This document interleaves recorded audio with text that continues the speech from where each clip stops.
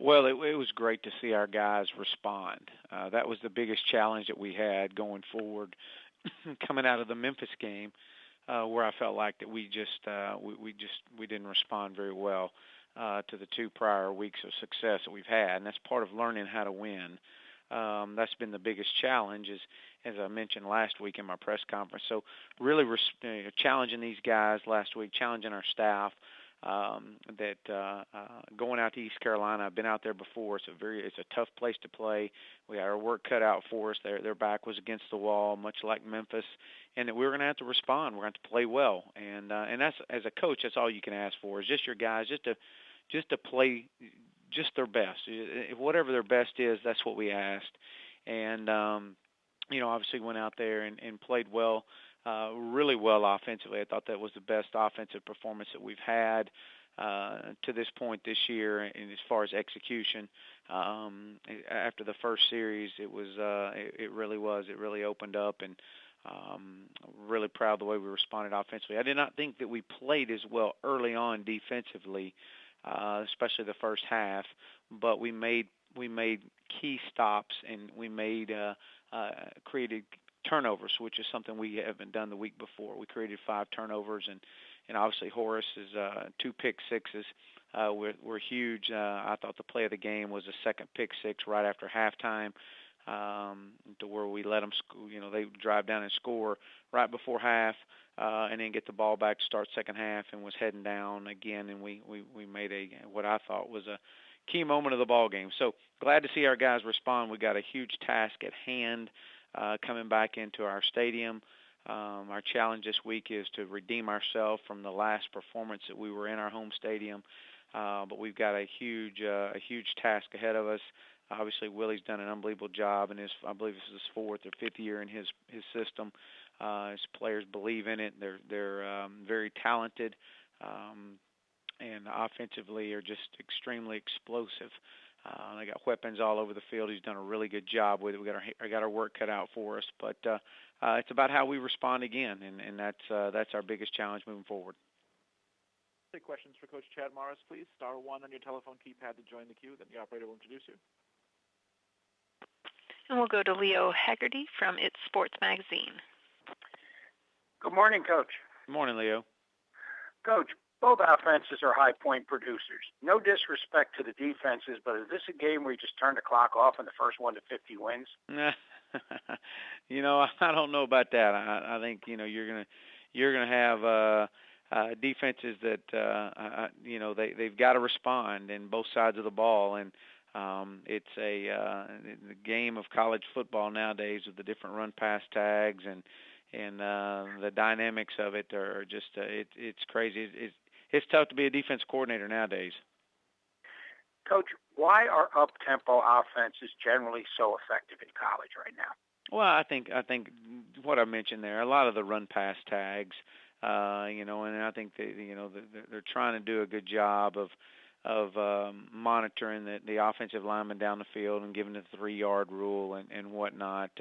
But there's so much just the speed of the game, the mismatches that you create in space, and tag that with the run-pass tags are really, really difficult on all defensive coordinators. Coach, last question, and thank you for your time today. You came from a Clemson program that had great success while you were there to an SMU program that's had little success recently. What were the 2 biggest things you have to change to create a consistently successful program in Dallas?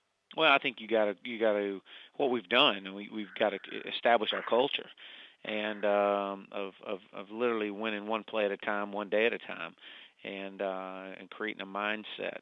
I think that's the number one biggest thing, and the second thing, we've got to continue to recruit and utilize the state of Texas as to an advantage that we have. Thank you, Coach. Good luck Saturday. Thank you.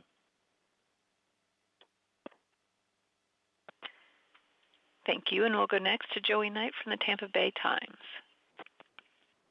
Coach, what do you see when you watch USF's defense on tape?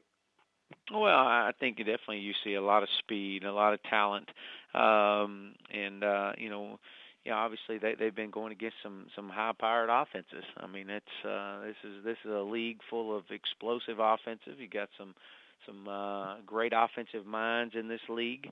And like I said a minute ago, it's tough to be a defensive coordinator in this league. But these guys, they play hard. We played them last year.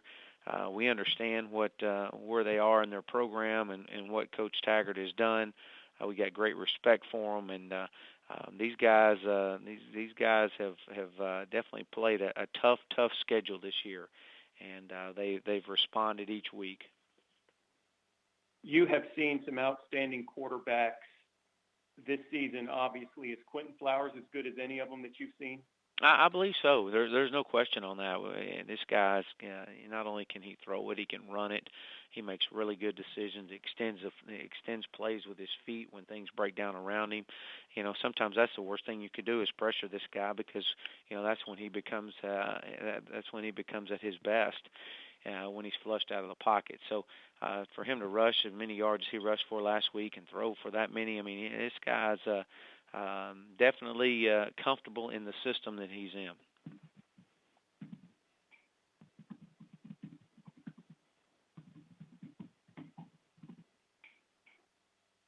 Take the next question, please. We'll go to Dan Tortora from wakeupcalldt.com. Good morning, Coach. How are you? Good morning, Dan. To speak on your wide receiver, Cortland Sutton, just what you can say about, obviously going into the season, there's a lot of positives on his side. There's a lot of people talking from the outside looking in. But from the inside looking out, just what he's meant to this team and what he's meant to you as you're looking to change the environment in SMU. Well, I think we're definitely well on our way to doing that here, especially with the number of young players that we have in the short period of time we've been here. Cortland Sutton, obviously just a phenomenal young man, number one. I mean, we know what he can do on the football field, but off the football field, he's a giver. And this young man is truly a joy to be around. He's a hard worker, comes from a great family, played in a great program here in Texas and with Coach West at Brenham. And so the guy's a winner. He knows how to win, and he's such a fierce competitor. When the game's on the line, he wants the ball in his hands. And then as far as one step away from being bowl eligible, from what last season was when you came in to what this SMU team looks like today, to be one step away with a couple games to go, just what you can say about, like you said, we're well on our way of getting here. What are some of those key moments or key pieces that you came in with that you feel like this team is starting to show you to get to a point where it's one step from being bowl eligible? Well, I think the number one thing is you can gauge a lot about any team and how they respond. And when we lost Temple in a fashion in which we were not accustomed. I mean, we hadn't played like that all year. Credit Temple because they wanted it more. And then to challenge our guys going into Tulsa, we get beaten overtime against Tulsa, and to see the hurt in that locker room after that game showed me that, okay, they still care. If they still care, they believe, and if they believe, we still got a chance.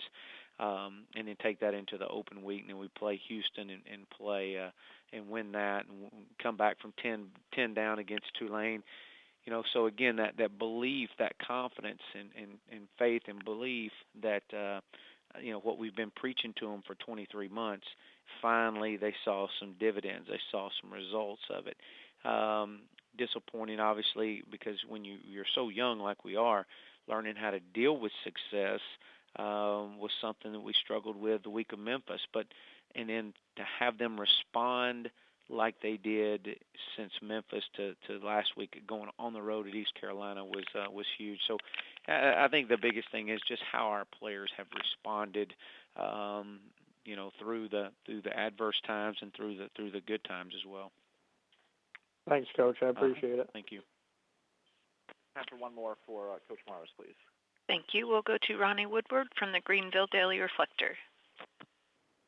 Hey, Coach, Scotty Montgomery said on Saturday that ECU was hoping to use some double moves with receivers that y'all didn't bite on.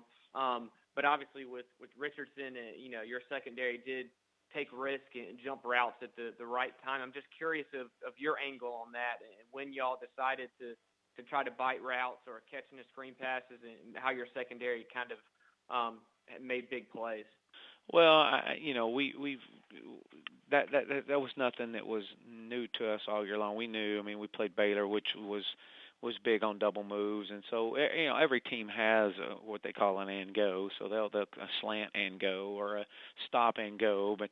And so you try to put those guys in a situation through the course of the week, and then at the same sense, you got to let them go play, and you try to get them in the right coverage at the right time, and we want to be aggressive. We've been aggressive all year long. Obviously, we're one of the top teams in the country in interceptions, and so that's just kind of the way that our guys have played all year. I think Coach Malone has done a great job of preparing them, and sometimes it bites you. Sometimes you give up a big play when that happens.